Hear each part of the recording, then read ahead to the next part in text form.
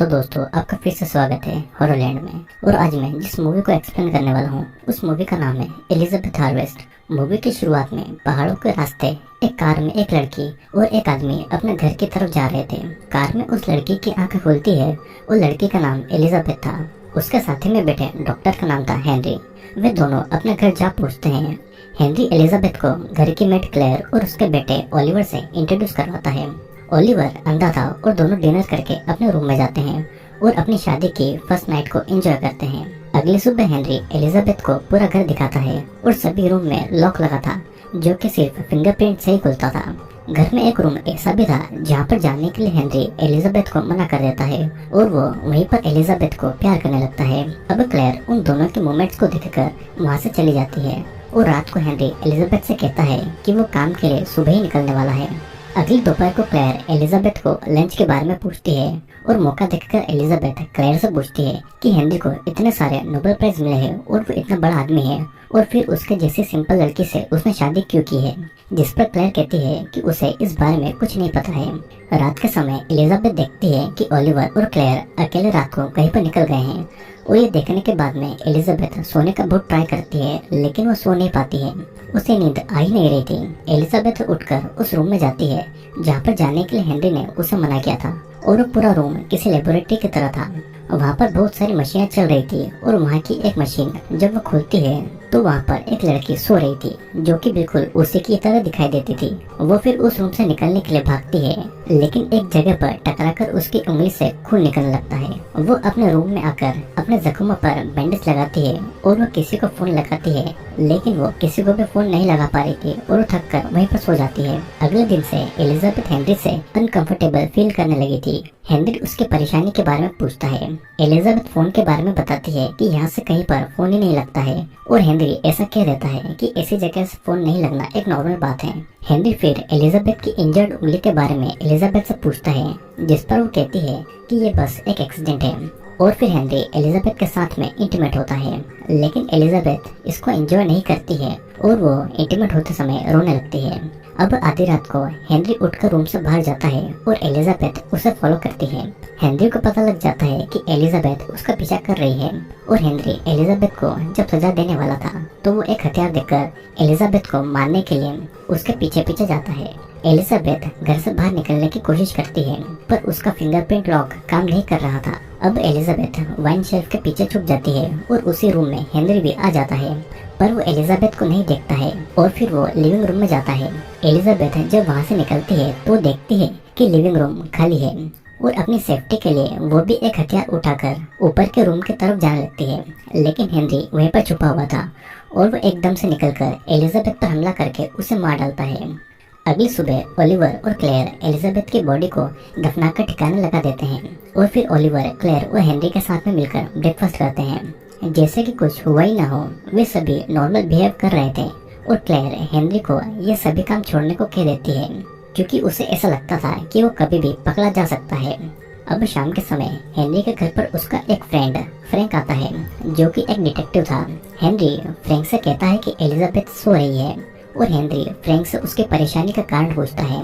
Frank का department कुछ चीजों पर इन्वेस्टिगेशन कर रहा था और शायद से चीजें हेनरी के लिए हो सकती है पर हेनरी को इन बातों से ज्यादा फर्क नहीं पड़ रहा था। अब दूसरी तरफ क्लेयर जब अपनी डायरी लिख रही थी तो ओलिवर वहाँ पर आकर उसके लिए फूल लाता है। क्लेयर ओलिवर से उसे इस तरह गिफ्ट लाने के लिए मना करती है और ओलिवर कहता है कि अगर वो यहाँ पर खुश नहीं है तो यहाँ पर क्यों रह रही है। जिस पर क्लेयर कहती है कि वो चीज़ों को समझती है और इसीलिए वो यहाँ रह रही है। ओलिवर कहता है कि वो यहाँ इसलिए रह रही है क्योंकि वो हेनरी से प्यार करती है और ओलिवर को वहाँ से भेजकर क्लेयर अपनी पिल्स ले लेती है। धीरे धीरे समय निकलता है और 6 हफ्तों के बाद भी उसी पहाड़ के रास्ते एलिजाबेथ और हेनरी घर की तरफ जा रहे थे और इस बार एलिजाबेथ की वेडिंग ड्रेस अलग थी पर बाकी सभी पहले की ही तरह सेम था। हेनरी एलिजाबेथ को क्लेयर और ओलिवर से इंट्रोड्यूस कराता है और पूरा घर दिखाता है और उसी लेबोरेटरी रूम में जाने से मना कर देता है। अब डिनर करने के बाद में दोनों इंटीमेट होते हैं और सोने से पहले हेनरी उसे कहता है कि सुबह उसे काम के लिए कहीं पर जाना है। एलिजाबेथ को नींद नहीं आ रही थी तो किचन में जाती है जहाँ पर उसे क्लेयर मिलती है।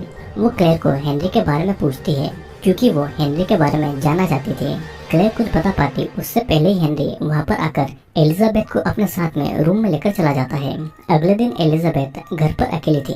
वो फिर उसी रूम के अंदर चली जाती है जहाँ पर हेनरी ने उसे जाने के लिए मना किया था, और वहाँ पर एलिजाबेथ को उसी की ही तरह हम शक्ल लड़की दिखाई देती है जो कि मशीन के अंदर थी। उसे देखकर वो वहाँ से भागती है और वही हम शक्ल एलिजाबेथ मशीन से निकलकर एलिजाबेथ के पीछे जाती है। एलिजाबेथ ये देखती है कि क्लेयर और ओलिवर कहीं बाहर गए हैं और वो अपने रूम में जाकर सो जाती है। फिर वहाँ पर हम शक्ल एलिजाबेथ आकर असली एलिजाबेथ का फेस टच करती है और उसका पजामा निकालती है।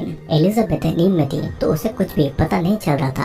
फिर अगली सुबह एलिजाबेथ नींद से उठकर देखती है तो पाती है कि वो आधी नेकेड है। हेनरी उसे देखकर पूछता है कि क्या वो ठीक है, और एलिजाबेथ फिर बाथरूम में जाती है फ्रेश होने के लिए। हेनरी बाथरूम के अंदर जाना चाहता था पर एलिजाबेथ उसे रोकती है और फिर भी हेनरी अंदर आ ही जाता है। हेनरी टॉवल हाथ में लेता है और उसकी बात न मानने की वजह से वो एलिजाबेथ को मारने ही वाला था।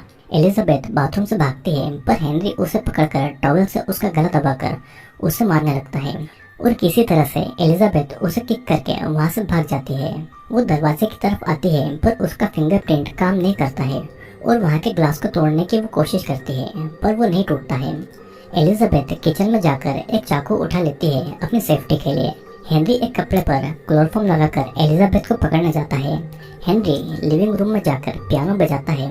फिर वो पियानो की रिकॉर्डिंग बजा देता है ताकि एलिजाबेथ को लगे कि हेनरी अभी भी वहीं पर है। एलिजाबेथ जब किचन से निकलती है तो हेनरी उसे पकड़कर क्लोरोफॉर्म का कपड़ा उसके मुंह पर लगा देता है, जिससे कि एलिजाबेथ बेहोश होने का नाटक करती है, और मौका मिलते ही वो हेनरी पर चाकू से कई बार वार करती है और हेनरी वहीं पर मारा जाता है। अब क्लोरोफॉर्म की वजह से एलिजाबेथ उसके पास ही बेहोश हो जाती है, और कुछ समय के बाद में एलिजाबेथ को होश आता है तो वो उठकर हेनरी की बॉडी को दरवाजे के पास ले जाती है। वो हेनरी की फिंगरप्रिंट से दरवाजा खोलने की कोशिश करती है पर दरवाजा नहीं खुलता है, और वो घर से खून को साफ करती है, जिसके बाद में वो हेनरी की डेथ बॉडी छुपा देती है। वो फिर नहाती है और अपने शरीर से खून को साफ करती है और अपने खून से सने कपड़ों को जला देती है, और वो अपनी वेडिंग रिंग को भी उतार देती है। फिर वो थक कर सोफे पर सो जाती है और तभी उसे हेनरी का फोन बजने की आवाज सुनाई देती है। वो जब हेनरी के फोन को देखती है तो उस पर क्लेयर के बहुत सारे मिस कॉल आए हुए थे। फिर एलिजाबेथ 911 पर कॉल कर ये बताती है कि वो अपने घर पर लॉक हो गई है, पर उसके घर का एड्रेस भी उसे नहीं पता था, और वो कुछ और बता पाती उससे पहले ही क्लेयर और ओलिवर घर पर आ गए थे। एलिजाबेथ ऐसा दिखाती है कि जैसे वहाँ पर कुछ हुआ ही नहीं हो, और वो बुक पढ़ने का नाटक करती है। और वो क्लेयर से कहती है कि हेनरी ऊपर कमरे में सो रहा है, और क्लेयर और ओलिवर उसे वहाँ पर देखकर शॉक्ड हो गए थे।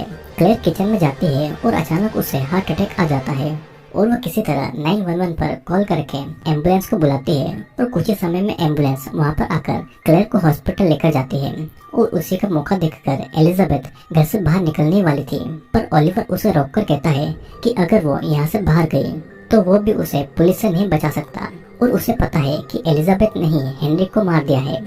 एलिजाबेथ कहती है कि उसने ये सेल्फ डिफेंस में किया है, और ओलिवर उसे हेनरी की डेथ बॉडी दिखाने को कहता है। एलिजाबेथ और ओलिवर हेनरी की बॉडी को बर्तन में डाल देते हैं। ओलिवर फिर एलिजाबेथ से उसके पास्ट के बारे में पूछता है, और वो कहती है कि उसके पेरेंट्स कार एक्सीडेंट में मारे गए थे, तो वो ऑर्फनेज में बड़ी हुई थी, और असल में वो एक अनाथ है।